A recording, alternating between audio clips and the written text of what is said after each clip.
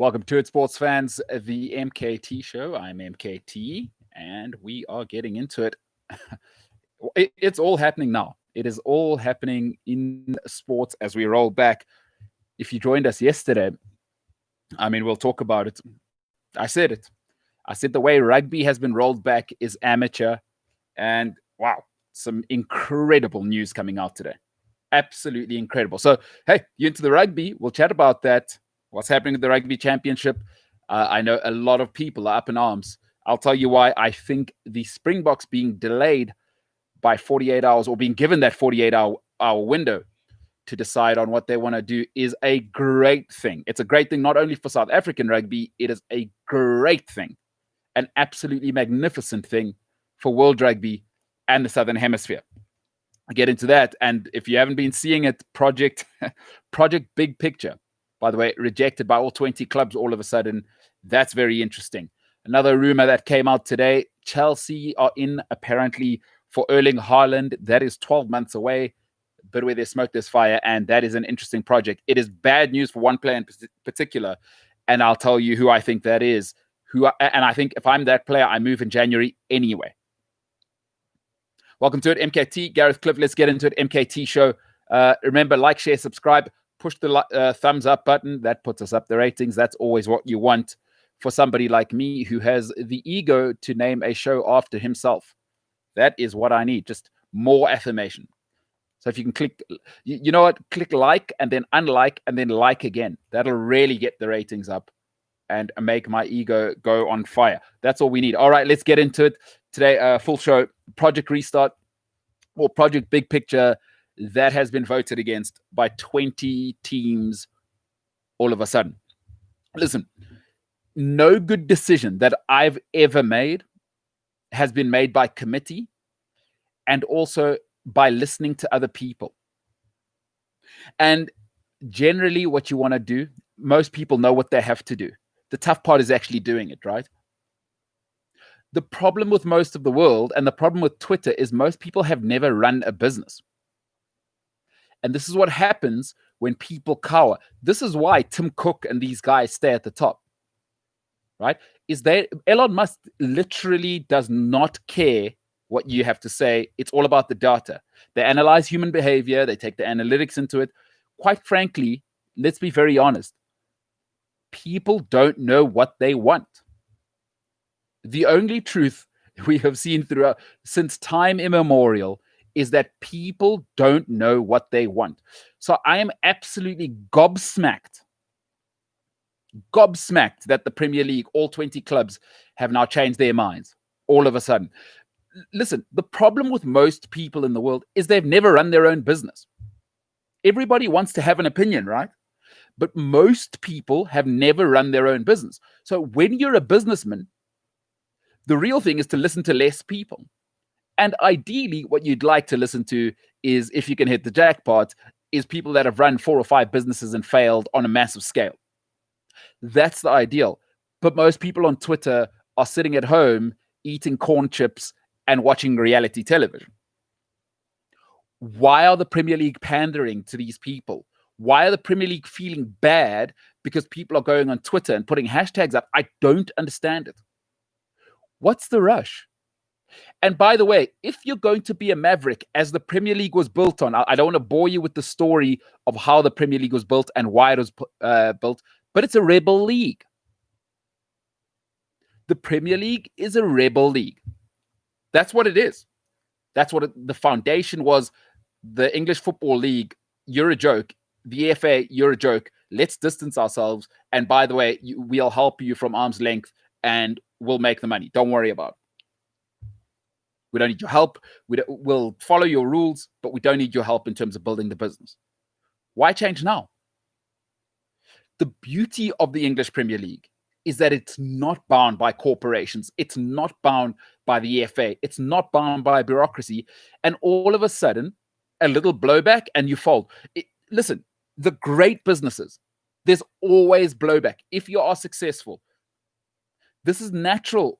Most of us are not going to make $1 million in our life. Most of us, that's 99.9% of society. So we tend to be a little bit resentful when people are successful. What is ridiculous is when successful people want to listen to people that have never built a company on how to run their company just so they can be popular. It is madness. It is absolutely madness. If I'm the Premier League, if I'm all 20 clubs, take the blowback. Take the blowback. That's what you got to do as a big company. Listen, big companies everywhere are constantly taking blowback. What?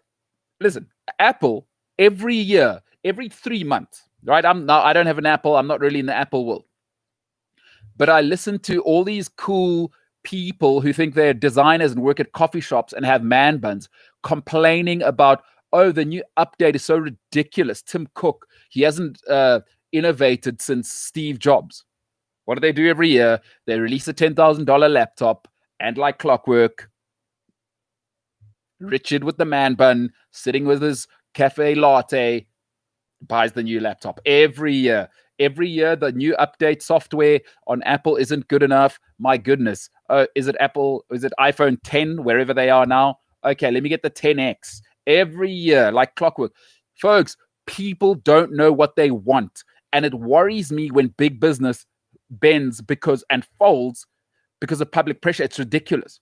Most people have never run a business. Stop listening to them. And this Premier League rejecting this Project Big Picture, it's so asinine. Because there are good ideas within that, by the way. There are good ideas within that. Now, bad ideas, I'm afraid, will always die. Bad ideas often, even if they last short term, if you look throughout human history, bad ideas will last short term. But generally, bad ideas don't last. That's probably, I mean, I'm not one for meritocracy. I think it puts you in a problem. I don't think the world is a meritocracy. But the only real meritocracy through my tiny lens that I've viewed human behavior through is that bad ideas, even if they get a short run, generally human beings, when are too smart, information moves freely, bad ideas don't tend to last. There is no reason for anybody in the Premier League to bend to social pressure. They've built the best business model in the world. And the Premier League's just getting started, by the way. People that think the Premier League is this monster and it's at its limits and I'm hearing limitations, oh my goodness, you have no idea. The only markets they've really explored is Europe and Africa. And even Africa, they're just getting started. You look at the numbers, they're looking at their own product. I mean, you've just seen the NFL release their own, what they call in the business, an over-the-top solution. That means no Sky. If you're in South Africa, no DSTV. The Premier League may, within the next 10 years, really get into the money. That is, you buy the app, and on the app, you watch whatever games you want. You pay £5, and you got whatever game you want. We cut out the middleman. That's where the real money is. And the Premier League's nowhere near that solution. So you know they haven't got started. They're just starting to get involved in Asia. They're just starting to explore South America. So the Premier League's just getting started. Folks, if you've ever run your own business, I'm just telling you, I've had 4 companies. I've just started my 5th company, and I work at a great company. Is you don't listen to the outside noise. Listen to the data. What does the data tell the Premier League? These are smart people. It's the smartest of the smart. And I listen, as fans, I hate to tell people we matter less and less and less. Nobody cares about your money at the gate. It's all about the television money now. And it's horrible for me to say it because I'm a purist. I love sport. But the reality is it's all about £8 billion deals from Sky, 10 billion. The next deal is probably going to be closer to 10 billion for the European rights and the UK rights for Sky. And look for that to go north of 12 to 15 within the next 10 years. That's just for the UK rights. I'm not even talking about Asia. Those rights are going to go nuts and are going ballistic. Folks, it's so ridiculous to me that all the clubs have now voted against Project Big Picture. Hold it off till the end of the season. Take some blowback. This is life. This is real life. And if you're in business, blowback is a part of it. Collateral damage. It happens everywhere. Take the blowback, move on. People forget now. Twitter forgets now. In 2 months' time, people have something new to complain about. There's always somebody ready to be annoyed somewhere. It's unbelievable. Premier League, disappointed. And there's no reason to make that decision now. It's not the Premier League's fault that the EFL, the English Football League, can't manage their finances and their business model wasn't robust. That is not the Premier League's problem. It is not. It really, if I'm the Premier League, quite frankly now, although a few deals have been agreed, of course, to save the EFL, but if I'm the Premier League, it's not my problem. Just as in America, it is not the NFL's problem to save any programs, university programs that are failing. No college programs will get money from the NFL. It is not their problem. It is not the NBA's problem to go to Duke and give them more money. It is not their problem. They're a professional league. And you can see what the NBA is doing now with the G League. That's happening. They're letting players in early. They're paying players now. They're letting players get shoe deals in the G League. It's not the Premier League's problem. I'm sorry. This is business. The EFL should have sorted their business out 10 years ago. I said it yesterday. Too many teams. Sort your business model out. The Premier League is a rebel brand. Why are they cowering now? Why change it if it's working? I think it's a terrible thing. It's a terrible thing to bow to social pressure as an individual, but even worse as business, because the best businesses don't. How many people are constantly crying about Apple, crying about Tesla, crying about Mobil, crying about Shell, crying about Berkshire Hathaway, crying about Merrill Lynch? These are great companies.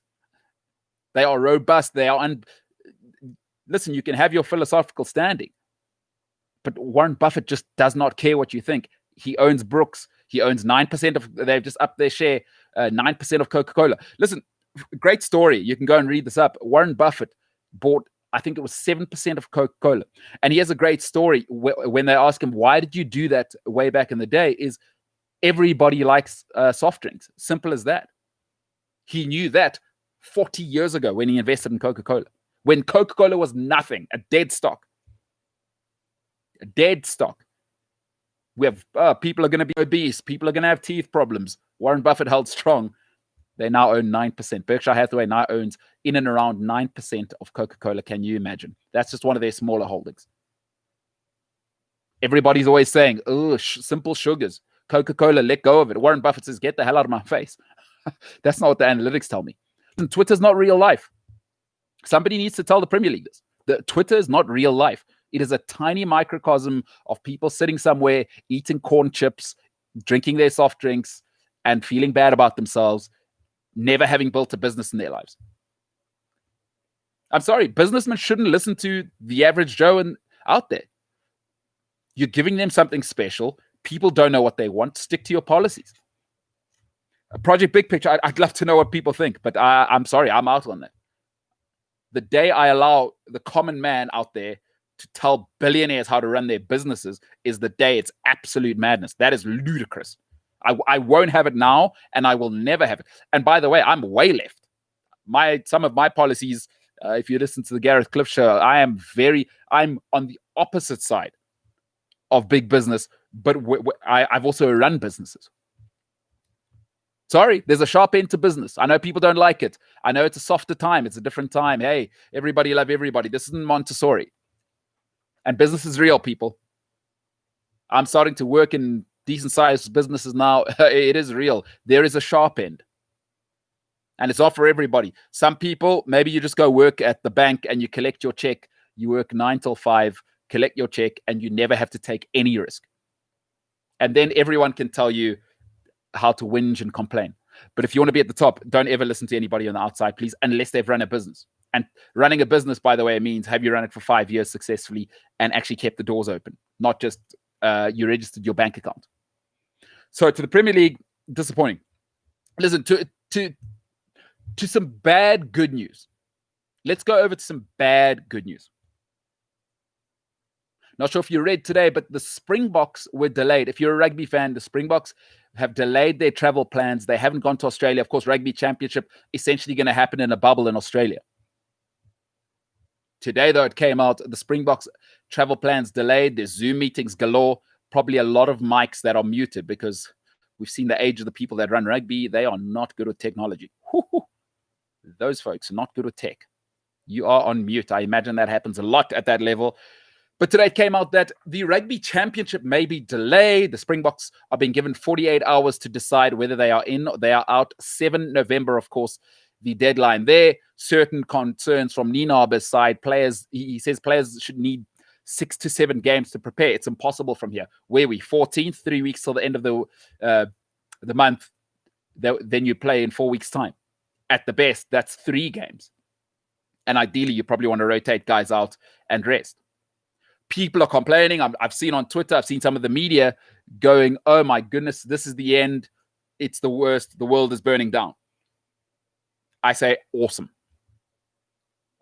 If you've been following the show since the beginning, if you followed me on social media, MKT Inspires, by the way, on all platforms. If you follow me on social media, I have been saying for the longest time, rugby is amateur and they need to tear it all down from the international level right down. This is a good example of why. Number one, I don't know why the Springboks are negotiating with New Zealand and Australia. They should be going, this is how we'll do it, or we'll go elsewhere. Because let me tell you why. New Zealand's what, 5 million people? I'm afraid the 80 million sheep cannot subscribe, are not customers. So there is no subscriber base in New Zealand. Let's say 2 million of those are adults with enough disposable income to have a pay-per-view service in New Zealand, right? Let's say there's 6 million people. Let's say 3 million are adults that can afford rugby. Does everybody love rugby? Absolutely not. There's cricket. There's all sorts in New Zealand. There's farming. So let's say the consumer base in New Zealand is 2 million, conservatively speaking. What kind of business model is that? Australia doesn't take rugby seriously. Rugby is like a 6th, 7th sport in Australia. Why are the Springboks negotiating with that? That is not a good way to conduct your business. I'm sorry. International rugby has been dead forever. I've said this before. If the highest level of your sport is international, you're an amateur organization, get out of my face. Karate, gymnastics, volleyball. Where's the highest level? International. American football, our football. Where's the highest level? Basketball. The 3 most successful sports in the world. What's the highest level? Clubs owned by billionaires. International sport is not a business model. It's a nice to have. It's the cherry on the cake. It is not the cake. People have made that mistake forever. There is no business model for international sport that is replicable. I'll tell you why. It limits you to the people in your country. This is a great chance for South African rugby, and if they miss it, I am so sorry for them. Shut it down. We are not coming to the Rugby Championship this year. We have no interest. Here's what's great. Every rugby fan in South Africa has their eyes now on the local brand. Take the next 12 months. The only thing you're worried about is the British Lions. You're worried you're going to negotiate with every single club, right? And naturally, Bulls, Sharks, Stormers, Lions. That's all we care about for the next 6 months. Everybody else will see you on the other side. Here are the Springbok players. Here's the amount of playing time they will have. Here is how we will manage them. Here is how we will monitor them. That is all we're worried about. Phase 1 of the plan. Phase 2 of the plan is how is the Currie Cup going to look after the British Lions? Because you know who you can sell to the Chinese, to the Americans. They don't care about the Springboks. You can't sell South Africa to China. Don't care. There's a reason why the English national team doesn't go on a preseason tour to China, to Taiwan, to America. Who goes? Man City, Man United, Leicester. You know why? Because you can't buy the Springboks. You can't. There is no buying the Springboks. You can buy the Blue Bulls. You can buy a share in the Sharks.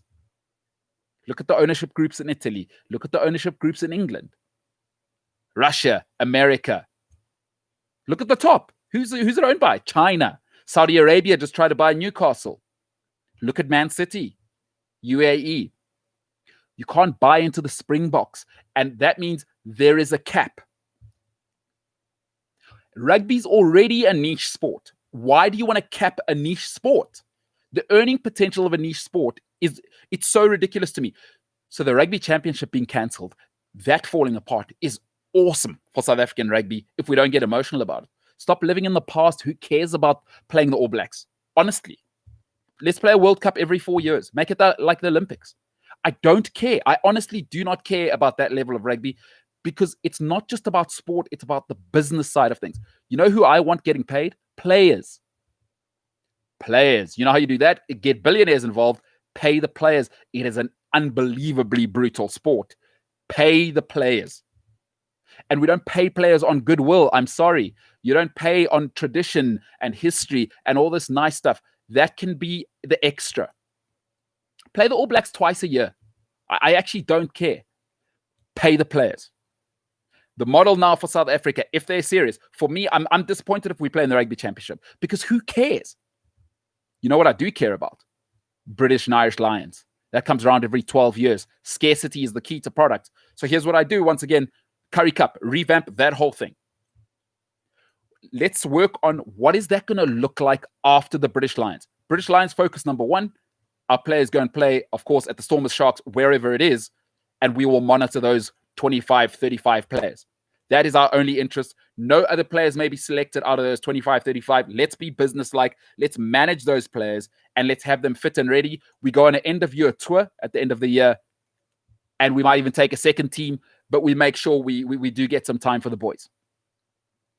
And I'll tell you what we do. If the Springboks are serious, before the British and Irish Lions, let's play a game in China. Let's play a game in England. Let's play a game in America. That's what we do. That's what must happen now for the Springboks. But after that, the Springboks must move into second place, folks. Just like you see in international football, just like you see in NBA basketball, Team USA is second, Lakers. China doesn't have a deal with Team USA Olympics. It does with the Houston Rockets. It does with the NBA. There's a reason they keep Yao Ming around. Yao Ming retired, 10 years ago? Still one of the highest paid people in the organization of the NBA. Why? You can sell the Houston Rockets to China for billions of dollars. I don't see merchandise of USA in Shanghai. I do see LA Lakers. You're not going to see Springbok gear being worn by somebody in Arkansas, in Sheboygan, in America. They can wear Blue Bulls. Trust me. I've got a Minnesota Vikings shirt. I have friends who have Dallas Cowboys shirts. They've never even left these shores. You can't sell the Springboks, folks. Just give it up. The Springboks is a nice to have. It is not the necessity. It is the icing. International rugby has been dead for 5 years. Cancel the model. Rugby Championship, I just don't care. I just don't care. It's not a sustainable business model. Sport is not just sport anymore. It is a business product. Anybody who's thinking local, I'm afraid you're dead. You are dead. There's a reason why Spain and Italy struggle to keep up with England. You know why? They're local products.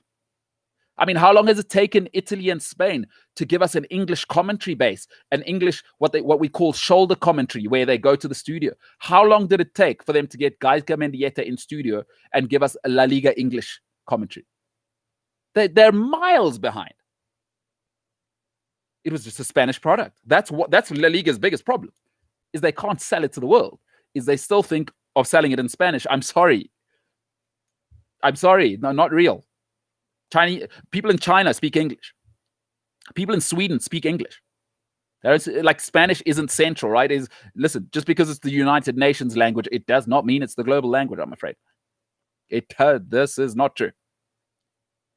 So if you're a South African rugby fan, I know it hurts because we are so ingrained. Springboks are everything. They are not. It is not 1994. Let's stop having small minds. The Bulls are key. The Sharks are key. The Stormers are key. The Lions are key to growing the global game. Because you know what? I don't care if a Saudi guy owns the Lions and the players get paid. I just don't care. I don't care where the money's coming from, but let's at least pitch for the money.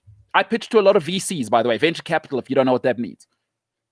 I've pitched, I had a meeting yesterday. I pitched to somebody in Taiwan. Never met them. Folks, global thinking. This is why rugby and cricket just don't grow. Stop with the traditional thinking. That time's over. Stop thinking of sport just as sport as lekker, die manna. Let's all go to the braai and, keep it local. Keep it real. Nonsense. That is utter nonsense. And if you think that way, you've never run a business. Think global. Sell the Bulls to a Chinese consortium. Why not?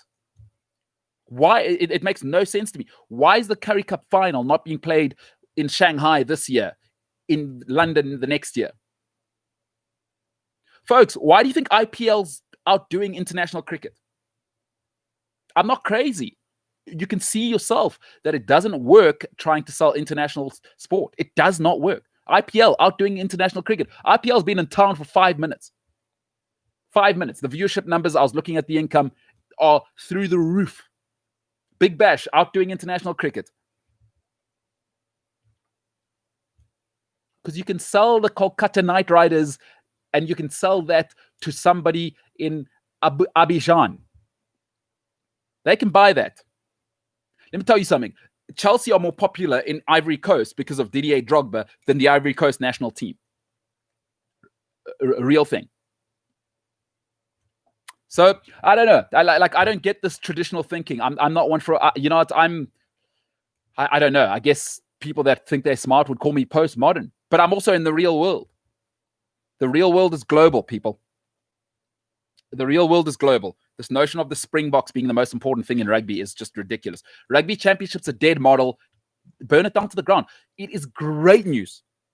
It is great news that the Springboks are not going. I hope they don't go. I think they'll fold. I'm pretty sure New Zealand and Australia realize without the South African consumer base, 50 million people, there is nothing to sell. Argentina doesn't have a consumer base. It's all football. 95% of Argentina, football, tennis, volleyball, that's all they care about. It's business, baby. That's business. Don't get emotional. Keep it real. Rugby Championship. Kill it now. Lastly, as a Chelsea fan, I saw something really exciting today. And I know it's the rumor mill. It's 12 months away. Erling Haaland has been linked with Chelsea. Where there is smoke, there is fire. Erling Haaland, I have described on social media. I have said he has been handpicked by Odin straight out of Asgard, because I think Thor was version 1, the beta test, and no good. You need to come home. Odin has sent us straight out of Asgard. He has sent us his prodigal son. Haaland is straight out of Asgard, picked by the Viking gods himself. At 20 years old, he is a man-child. He is a man-child. Physically, I haven't seen a specimen like him at 20. I don't think ever. I'm trying to think of one, maybe Rio Ferdinand. Rio was a really early developer. Like, he was an absolute beast at 20, like almost fully grown at 20. Just as a physical specimen. Difference between Rio and Haaland is technically sublime. Rio was a mistake machine all the way till the end, but certainly at the beginning, but an athletic freak.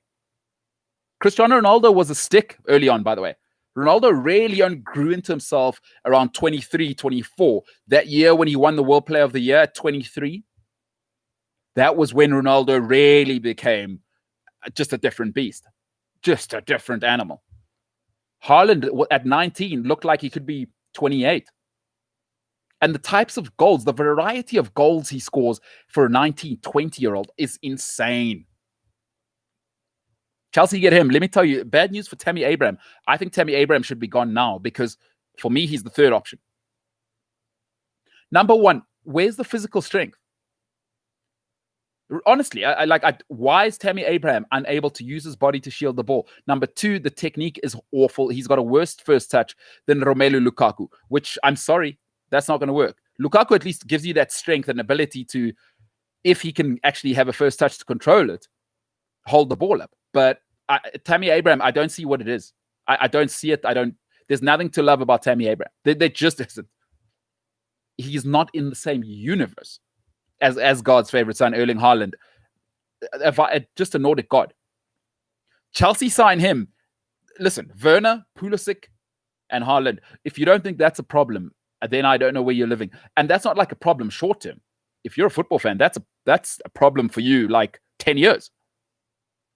Because they got Kai Havertz as well, and everybody's talking about him as the next Michael Ballack. If Chelsea lock him down, you got Reece James at right back. Callum Hudson-Odoi is coming on. That's a problem. But as a Chelsea fan, I'm absolutely delighted. If that is true, Tammy Abraham, by the way, we will pay for a taxi for you to go back to go to any club you want to. We will go fund me and you're dead. For me, Tammy Abraham's dead now because I think Giroud is a better player than him. But if Erling Haaland comes in, are you kidding me? Are you kidding me? So just some thoughts on that. That would be unbelievable. Unbelievable. That's just, I said to somebody earlier, treble. Chelsea win the treble. If you get Haaland, Pulisic, and by the way, I haven't even mentioned Ziyech in that whole mess. One of the best midfielders in Europe last season. I haven't even mentioned him. Are you kidding me? Pulisic, Haaland, and then Werner, Ziyech. Oh my goodness. Listen, if you're a Premier League fan, I'd love to know what you think. Love to know what you think. Though, hey, that's kind of what I wanted to talk about today. Just two massive stories: the face of rugby and possibly English football. And we know European football goes the way English football goes. The face of it could be changing. So interesting. Would love to hear what people think. Would love to hear what people think. Remember, push the like button, and that gets us up. The like button is the thumbs up one, by the way. It is the thumbs up one. So I'll take some questions and then we'll get the hell out of here. If you got any questions, right? By the way, happy to talk rugby, football, cricket, whatever it may be, tennis, big boxing this weekend. Of course, Vasily Lomachenko is about to put Teofimo Lopez into the Matrix. I think that's going to get messy. By the way, if you don't know who Lomachenko is, just go and Google it. Go on YouTube that. It is an experience whether you understand boxing or not. Jesse Randolph says, they're getting closer to European Super League, hey? They're preparing everyone slowly. Jesse, I think that would be the biggest disaster in the world for all of them. Just like I was saying, I don't want to be a hypocrite about business models. Focus on the local products. That notion that you need to go big, then nobody feels enfranchised. The beauty of the reason the English Premier League is so successful is that it really is like a big play, right? With the underdogs and the big dogs, the bullies, is keep that. A friend of mine always says, keep the main thing the main thing. Keep the main thing the main thing. That model's not broken. The Premier League model's not broken. What we have to say, if I'm the big clubs in the Premier League, is if we really want to make big money, hey, we just got to stay patient. Let's grow this thing in Asia. Let's get into the South American market. Let's really get into Africa now. Don't get selfish. Don't try and be happier than happy. Like, my goodness, what are they? Personally, Super League, bad idea. You've already got one. The Champions League is already a Super League. And by the way, the scarcity, once again, I always go to scarcity. I don't want to see Real Madrid playing Tottenham twice a year. I want it to be every 3 years, and then it's special when Gareth Bale ends Mycon's career because he's playing Inter Milan and he never knows when he'll be back there again, right? That's what I want. I love scarcity. I tell you what scarcity does, ups the price. You don't know how often you're going to get to see Liverpool play Barcelona. Hey, make that pay-per-view. I don't know. That's probably going that way. I will pay for that. If I know I'll only see Liverpool, Barcelona every 3-4 years, I will pay 10 euros for that. I will. I will pay that. So I think that would be extremely short-sighted. It would be extremely short-sighted of any of the big clubs to think a Super League is a good idea. You've already got that, and we absolutely love it already. The Champions League is the tournament. NFL Champions League as international tournaments. The World Cup cannot compare to the Champions League. It is the best. I mean, I still think the Premier League is the best competition in the world, but you have a Super League already. So, Jesse, love to know what you think, but I think it is a bad idea. The European Super League is what they call a snake eating its own tail. A terrible idea. A terrible idea. By the way, not a real snake. It's just a metaphorical snake. And what it says is you think you're getting full, but you're only consuming yourself. So a little lesson there. Jesse Randolph says, what do you think about the FIFA World Cup and Euros every 2 years instead of every 4 years? Cancel the Euros. Cancel AFCON. Cancel. What is their function? Don't need them. It's not elite because when you win Euros, and listen, it's fun. By the way, I might go to Euros next year. for all my sins, saying cancel international football. We are in talks. I got some interesting talks cooking there. I might go to the Euros next year. Next year might be an interesting year. Listen, we got British and Irish Lions, and I might be at Euros, by the way. I might just send you some social media stuff from Euros, but TBD, as they say. TBD or TBC. But cancel the Euros. Cancel all continental championships. They absolutely useless. Just leave the World Cup. I'm not interested in Euros, AFCON. There's no...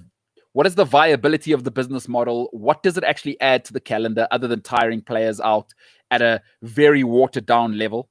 So I think as for Euros, who cares? Just cancel it. And once again, I know people feel emotional. It's like, oh, no, you can't change. And change is hard for all of us. Sport is not just sport. It is a product now. Let's think about what's the next level. The next level is I'd like Kevin De Bruyne to play 15 years, not 10 because he's burnt out. Euros, who cares? AFCON, who cares? World Cup, I care. Slightly. I could even do without World Cup. But keep the World Cup because it's special. It's like the Olympics. And by the way, how you qualify, not my problem. That's FIFA's problem. There's smart people, analytics people that get paid 10, 20 million euros a year to figure that out. I've given you my ideas, I think, the FIFA coefficient system. But Euros, cancel that nonsense and just cancel AFCON and whatever the South American stuff, cancel that. Cancel it. We don't need it. All it does is put mileage on players' legs for stuff that doesn't mean anything. We all know now, what do we care about? Premier League, La Liga, Serie A, Champions League, everything else. Nice. It's a nice to have, not must have. So that's my opinion there. I would say World Cup, keep it at every 4 years. It's an Olympic cycle. I'd put it in between the Olympics. So instead of having an Olympic year sometimes, I mean, that's a mess, is what I would do is I would make sure that it falls every 4 years. Let's change the calendar. So let's say the Olympics, of course, were 2020. I'd have, as the World Cup is now, 2022. Keep it as it is. That's it. Simple as that. Simple as that. And JC says, do you rate Giroud? Wenger said he was the most underrated player. I do rate Giroud because I'll tell you what happens, especially now as the more top-heavy the Premier League gets, right? And actually, it's not top-heavy. What it is it's just too valuable to be in the Premier League. So most clubs below the top 10, you know what they do is they write off the games against the big six, really. They play in what you call a low block, and they defend for their lives, and they try and sneak a win, which Chelsea have been horrible at defending, and they lose those types of games. You know why Tammy Abraham can't hold the ball up? I like Giroud. I think he might be the best target man in football at the moment. Just purely as a target man. I'm not saying best striker. Don't be ridiculous. But I like Giroud, and the guy performs. Sometimes it's not about having 11 superstars. You need people that'll do the ugly stuff, and Giroud gives you plan B. Chest, head, you allow Pulisic, Eden Hazard says he's the best target man he's ever played with because he gives you that option. In the Premier League, most teams against Chelsea are defending 4-4-1-1, and there's nothing in the middle. And then he's a tremendous header of the ball. I like Giroud. Tremendous first touch. He holds defenders off, and he brings people into it. He's the poor man's Didier Drogba, so I really like him. There's nothing not to like because also, you know what I like about Giroud is the self-awareness. Unlike Tammy Abraham, I don't think Tammy Abraham knows what he is. Giroud knows I stay in the box, I stay in the middle. They say the great strikers do their best work in between the 6-yard area. That's where you see Giroud. Give it to me and then come and join me. Great first touch, great strength, and will hold people off. And he'll turn it around the corner. And he's a good goal scorer. Scores big goals in big moments. Go and look at his catalog. Europa League games, World Cup. I mean, didn't score any goals, but my God, you go ask Griezmann, you go ask Mbappe. Without him, they're nothing. They're dead. That's PSG's problem. Is Mbappe has no one to join up front. Choupo-Moting, I love him. Nice story, but come now. Icardi, you can't rely on him. Come on. Right? So love it. Love Giroud. And I think...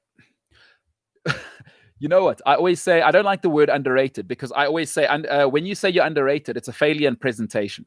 I'm not one for excuses, Jesse. Let me tell you right now. I don't allow people in my life with excuses. You know what? No one's perfect. I like to own up for the things. I've done many things wrong.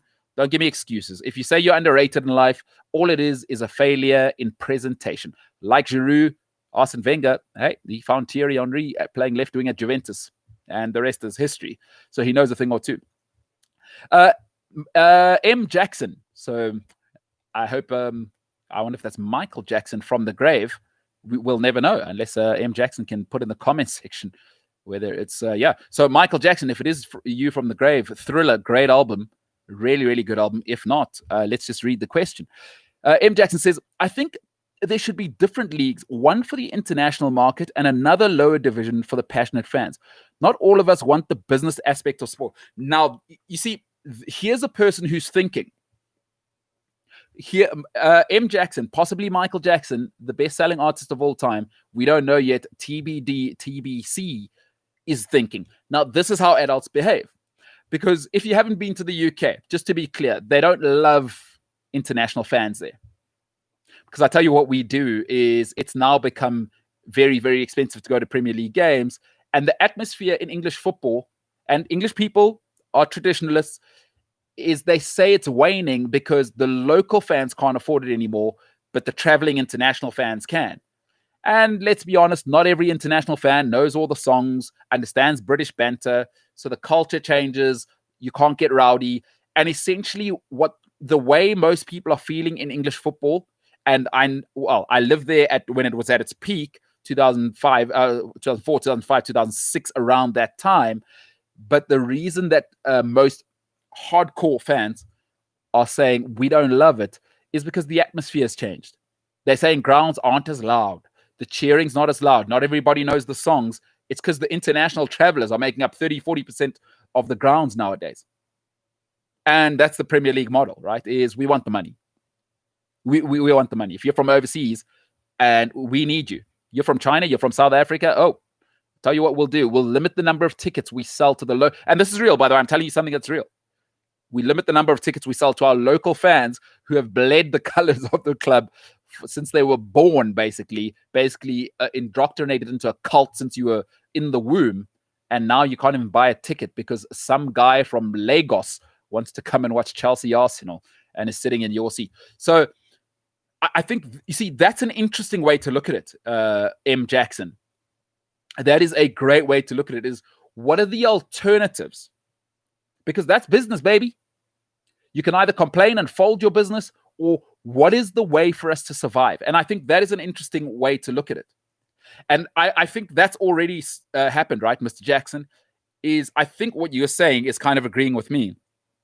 Or maybe not. You can speak for yourself. I mean, you managed to sell all those copies of Thriller. Is that I think the EFL, when the Premier League was a rebel league in 92, by the way. So go and look up the story. If you'd like to go back, we have an interview with a guy called John Smith, and I'm not making that up. So if you, after this, go and look on the YouTube channel. Go and listen to John Smith in the interview I did with him, one of the earlier interviews. And he talks about why the Premier League was started. So I kind of feel like we've already got what M. Jackson is talking about. The Premier League is for the elites. What I think, M. Jackson, is the English Football League never got itself together. It thought, you know what? We'll ride on the name of the Premier League forever. And the Championship, by the way, I understand is the 6th highest grossing league in the world. That's not really their work, is it? It's kind of like the residual from the Premier League. So I think that's a very, very good sort of angle. Is some people watch for sport, some consumers watch for sport, and some consumers watch for the glitz and glamour, which is the sports entertainment. So there's two markets. Sports and sports entertainment. Your hardcore sports fan, they want to watch for 4-4-2. Hey, what's happening at the back? How are you adjusting? How's the goalkeeper, the sweeper keeper? How's he adjusting to play? Can he play with the feet? What's Romelu Lukaku's technical deficiency? There are those football fans who want to watch for that. What's the tactical shape? There may be, these are the types of people that'll buy the tracking apps to see how much the players are running. Those are your hardcore fans. And then there's the other fan. Sports entertainment, fly-by-night guys. And M. Jackson isn't wrong. You see, now, but what M. Jackson is saying is, let's think about the world in 10 years' time. Not now. Stop getting emotional. What does it look like in 10 years' time? And can you feed both consumer markets? And I agree. I think M. Jackson, I'd love to know what you think before we wrap it up, but I think we've already got what you're suggesting. It's just a matter of the English Football League getting it together.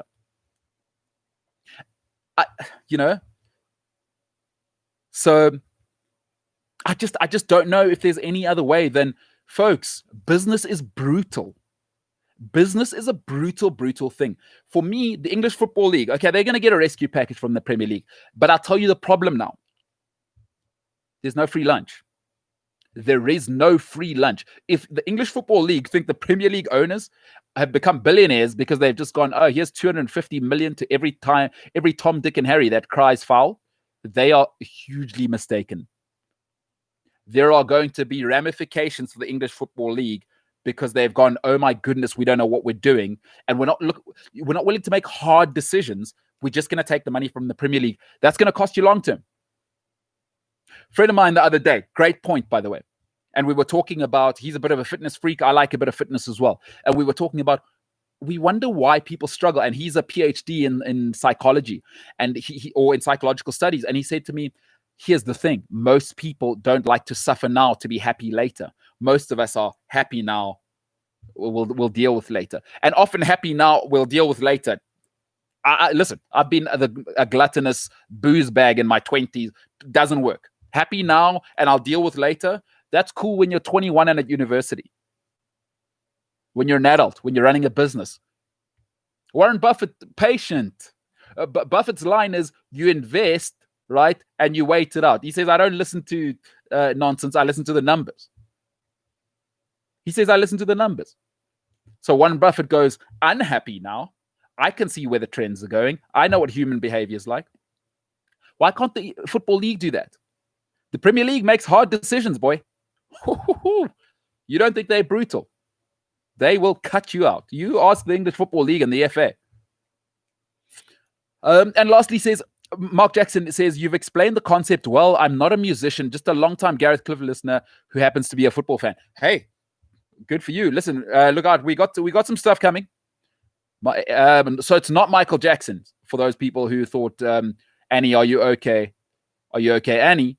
He just likes Gareth Cliff. By the way, Gareth Cliff, over here, physical distancing. And I think M. Jackson, not the aforementioned Michael Jackson, has a great point there. Start to think of how can you become sustainable, not boo-hoo, we're dying. That's not how you do business. It's not how you survive. Great points, great questions, folks. It has been good. You could have been anywhere tonight with anybody, but you chose to be with me. Remember, push the like button. Not only does that help my ego, but it's going to help our algorithm. So before you get out of here, please subscribe to the channel. Click the button either at the top. I think it'll be in one of these corners. There's a button that says subscribe. So subscribe to the channel. Of course, no charge. It just helps us, and it'll help us bring you more content. We got some stuff on the way. We are in a production sort of transition. And look out for a little bit over the next month to 60 days. It is happening. So without you, it's impossible. Like, share, subscribe, be a friend, tell a friend, and please put it in the comment section. How does the Premier League get better? Should international rugby survive? Am I wrong? Am I a madman for saying the Springboks shouldn't matter? We should just care about getting Chinese consortiums and American consortiums to buy the Sharks, buy the Bulls, pay the players. I want rugby players to be millionaires. They deserve it. It's not going to happen with small-minded thinking. But am I wrong? Save the Springboks. Save the Rugby Championship. Hey, save the championship. Save the world. #Heroes was a good show for one season. The rest was a mess. Erling Haaland, what do you think? If you're a Chelsea fan, Tammy Abraham, should he be given a chance? He's one of Chelsea's own. Should he go? I think Erling Haaland comes in. Listen, the gods of Asgard have spoken. Get Tammy Abraham the hell out of there. Don't care what club he goes to. That is it for today. You could have been anywhere with anybody tonight. Thank you for choosing us. I am MKT. This is the MKT Show. He is Gareth Cliff. We are the hell out of here.